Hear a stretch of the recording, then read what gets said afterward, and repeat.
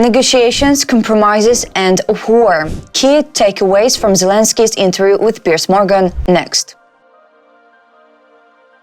President of Ukraine Volodymyr Zelenskyy gave an interview to British journalist Piers Morgan. During the hour-and-a-half conversation, the head of state spoke about the importance of partner assistance, the path to peace, and the role of the US president in coming to a just peace for Ukraine. On US assistance. The help is very much needed.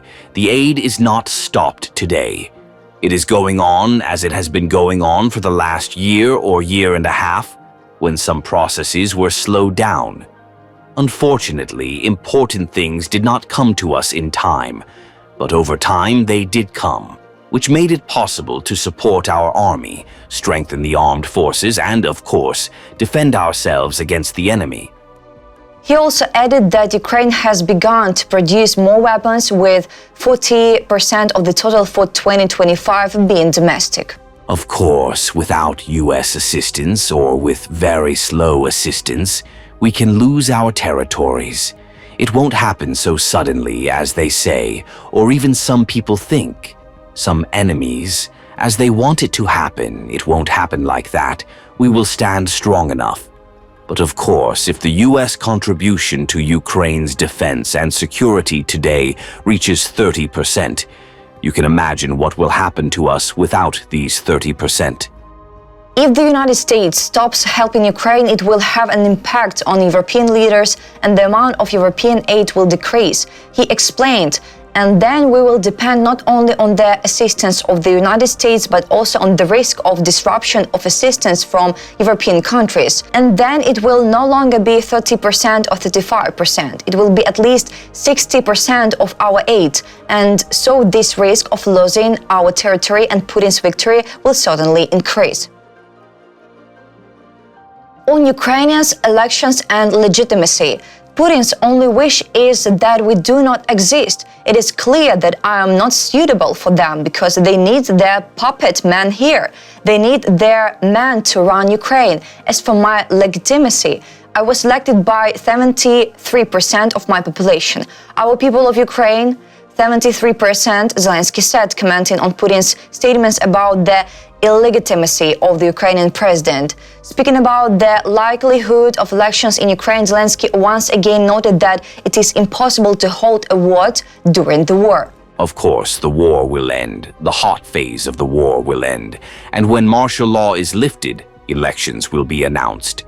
It is necessary. We are defending democracy, and it is necessary. But understand one thing. Today, everyone understands that if we stop martial law, which is what Putin wants, it will mean that our army will return home for the most part. Who will defend us? What security guarantees does Ukraine have? On compromises, today we cannot return all our territories. Of course, we are adequate people. We cannot sacrifice millions of our people for the sake of a result that is not clear whether it will be achieved, Zelenskyy said, adding that legally Ukraine will never recognize the occupied territories as Russian. There can be no compromise on the sovereignty of the state. In terms of time, yes. Unfortunately, the support provided by our partners today is not enough to push Putin completely out of our territories. We will return it. Yes, it may be combined somewhere on the battlefield, what our military is doing today, somewhere diplomatically, somewhere over time, but we will still return our land. President of Ukraine also emphasized that there will be no legal compromises with the territories. As for the rest, I will tell you frankly, when someone says, "What is Ukraine ready for?" Ukraine is ready, first of all, for the end of the hot stage of the war. We want peace more than anyone else in the world because we have the war. Third, let's be honest. Putin is a murderer and a terrorist. This is a fact. And let's be honest if our allies believe that we need to move to a diplomatic path. Zelenskyy said, "I believe that we are ready to go diplomatic and that the US, Europe, Ukraine and Russia should be at the table, but aren't there enough compromises? We will talk to Putin. One conversation with this motto is already a compromise for him," he said.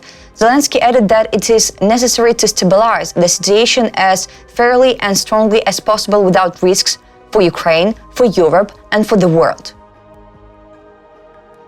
On NATO and nuclear weapons, President of Ukraine Volodymyr Zelenskyy asked what would protect Ukraine if Ukraine's membership in NATO were to happen at some distant future date. All this time or all this way, what support package, what missiles? Will we get our nuclear weapons back? Let us get our nuclear weapons back.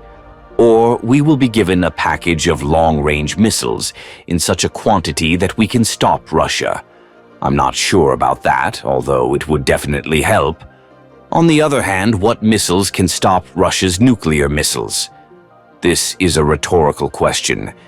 So then, let's do this. Give us back our nuclear weapons, give us strong missile launchers. Partners, help us finance a million-strong army and send your contingent to those parts of our country where we want maximum stability of the situation and for people to have peace.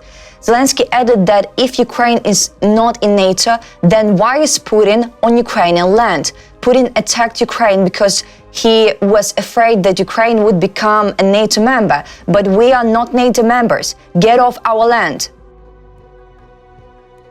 On expectations from Trump, Zelenskyy said that US President Donald Trump had invited him to the inauguration, but in a very generalized way, like other leaders, probably. But he did not go because the moment of the inauguration is the most important day for Trump, and it would not be very appropriate to come because Trump would not have time for personal, serious meetings.